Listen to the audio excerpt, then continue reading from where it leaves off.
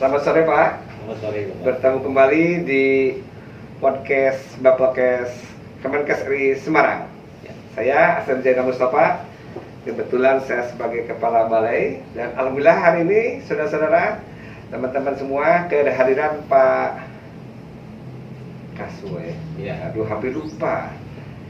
Habis udah saking dekatnya ingatnya Pak Prabowo Pak. Ya. Ini kan Pak Kaswo, Baik. Kepala Balai Diklat Pak ya, Hukum dan HAM Jawa Tengah. Ya.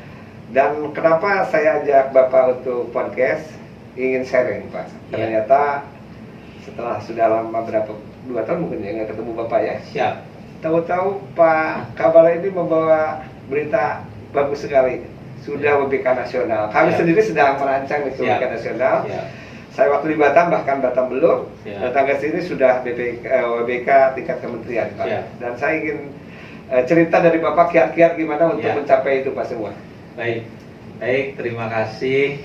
Pertama terima kasih sekali tentunya kepada sahabat kami Pak Asep Zainal Mustafa, Kepala Balai Pelatihan Kesehatan Semarang. Semarang Pak. Ya, atas kesempatan silaturahim kembali terjalin ya.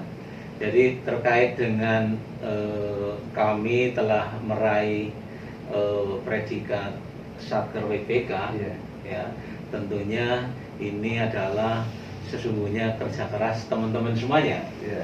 di mana kami semua ini seluruh jajaran dari mulai pimpinan sampai dengan seluruh jajaran sama-sama berkomitmen mewujudkan zona integritas. Kuncinya di situ. Jadi kita Komitmen, Pak, ya? ya, jadi kita kuncinya adalah komitmen. Nggak ada kata lain, komitmen mewujudkan pembangunan zona integritas. Bapak udah berapa lama ya Pak Diklat Jateng ini jadinya udah dirinya Pak ya?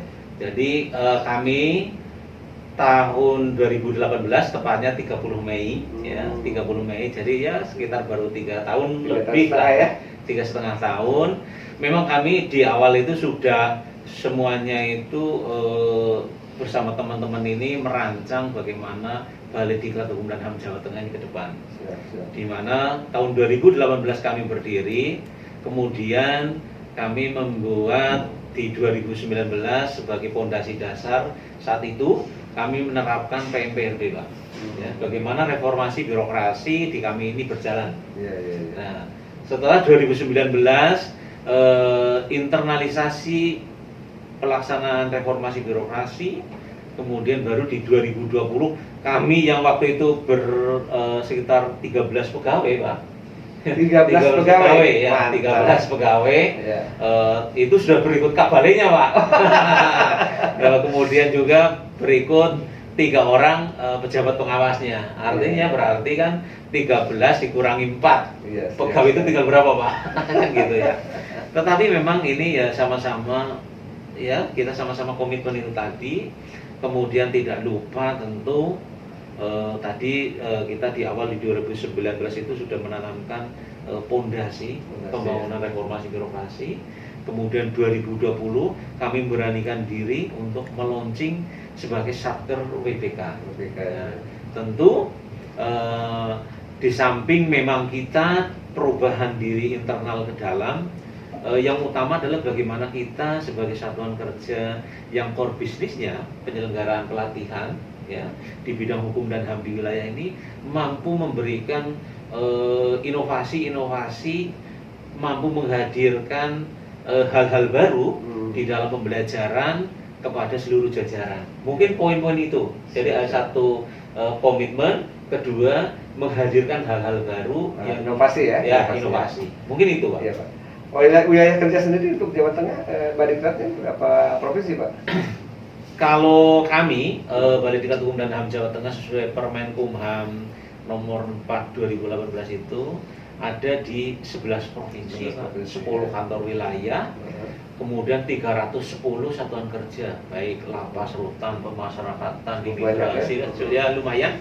Dengan tersebar di 10 kanwil itu sekitar 19.000 pegawai Pak. 10 pegawai. Iya. Ya, lumayan sekali. Terus kaitannya ini Pak, sekarang kan sedang masa-masanya Lasa CPNS Pak. Iya, Ini Pak. bagaimana kiat-kiatnya nih untuk bisa menjangkau sebanyak itu Pak untuk pelatihannya Pak? Ya, tentu harus dibutuhkan strategi dalam ya. melaksanakan ini semua. Karena memang terus terang tadi yang saya sampaikan dengan segala keterbatasannya, ya, segala keterbatasan pegawai aja. Kalau saat ini di 2021 kami sudah 16 kemarin baru dapat satu, jadi 17 orang. 17 orang. Berikut kami, tapi tetap masih berikut kami, ya tetap masih jauh sekali. Makanya perlu satu strategi bagaimana agar ini semuanya berjalan. Tentu kiat pertama meningkatkan kolaborasi dengan eksternal. Ya. Inilah yang kami lakukan, peningkatan kolaborasi eksternal dengan seluruh jajaran kementerian lembaga, baik BPSDM provinsi, kemudian Balai Diklat Keagamaan, dan utamanya tentu Balai Pelatihan Kesehatan Semarang ini kan gitu. Nah, kami tentu mengharapkan betul selalu kolaborasi, kerjasama, kebersamaan ini dapat terwujud sampai dengan ya terus, karena kita saling menguatkan satu sama lain. Ya, kebetulan saya juga baru sebulan lebih di sini. Iya Pak. Di Batam kami juga sama. Di sana Balai Diklat Kepri, insya Allah bekerja sama Pak. Iya. Dan kemitraan ini memang perlu dijaga Pak, karena sesuatu satuan kerja tetap ada misalnya keterbatasan SDM, keterbatasan. Nah, dengan kolaborasi saling mengisi Pak ya. Iya, saling menguatkan, saling mengisi. Iya. Kawan-kawannya juga Kementerian Hukum dan HAM juga ini Pak ya, sedang merancang atau bahkan sudah launching ya Kementerian Hukum HAM Corporate Bersih. Nah, ini bagaimana nih perkembangannya? Bagaimana di Badikat cetaknya sendiri?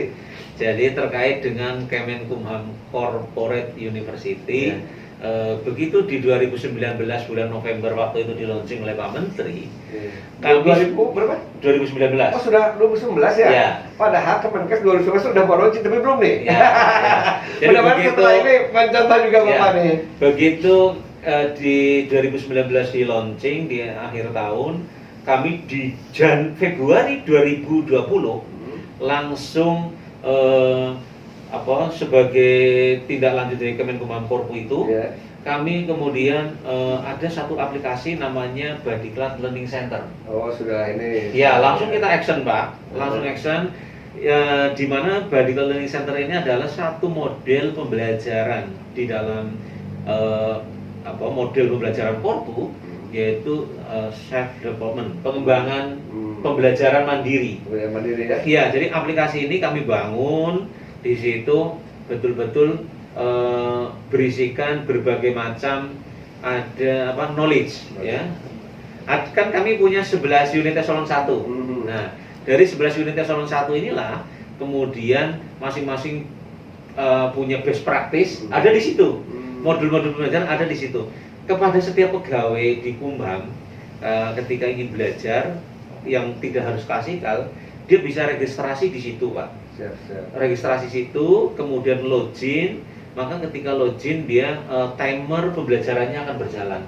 Dan kemudian kami mengikuti konversi. Kalau satu hari itu kami setarakan dengan 2 JP Pak. Satu hari 2 JP. Satu hari 2 JP. Jadi kalau katakanlah teman-teman ini aja pembelajaran 20 hari dari pembelajaran mandiri ya, pembelajaran mandiri itu, maka sesungguhnya amanat Undang-Undang ASN dan PP Manajemen nomor 11 atau 27 tentang ASN itu, maka persyaratan minimal dapat pembelajaran 20 JP dapat terpenuhi Pak. Dan ini juga menjadi produk unggulan ketika Balai Diklat meraih WBK Pak. Oh, jadi Badiklat Learning Center yang dibuat Bapak di sana, Jawa Tengah. Iya. Yang Badiklat belum. Oh, nah, betul. Kemudian saat ini kami sudah Badiklat Learning Center itu udah generasi kedua Pak. Sudah mensejajar, mensandingkan antara pembelajaran dengan standar kompetensi.